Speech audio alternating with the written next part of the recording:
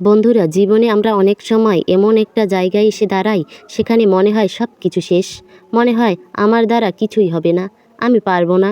কিন্তু সত্যিটা হলো, যারা আজ সফল তারাই কোনো একদিন সহজ পথে আসেনি। তাদের ব্যর্থতা ছিল, কষ্ট ছিল, এমন দিন ছিল যখন সবাই তাদেরকে নিয়ে হাসতো। তুমি আজ যে সমস্যার মধ্যে আছো, হয়তো সেটাও তোমাকে শক্তিশালী বানানোর জন্য এসেছে। মনে রেখো, একটা বীজ যখন মাটির নিচে চাপা পড়ে, তখন সে গাছ হয়ে ওঠার প্রস্তুতি নেয়। ঠিক তেমনি তোমার জীবনের অন্ধকার সময়টা যদি আজ তুমি হেরে যাও, যদি সবাই তোমাকে অবহেলা করে, তবুও থেমে যেও না। কারণ সাফল্য তোমার ভবিষ্যতের আলো তৈরি করছে তাদেরই আসে, যারা হাজার বার পরে গিয়েও আবার উঠে দাঁড়াতে জানে। আজ তুমি ছোট, আজ তোমাকে কেউ চেনে না, কিন্তু যদি তুমি নিজের স্বপ্নের জন্য একদিন একটু চেষ্টা করো, একদিন দেখবে ওই পৃথিবীর তোমার গল্প শুনবে।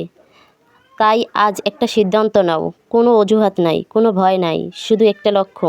নিজেকে আগের দিনের চেয়ে একটু ভালো বানাও।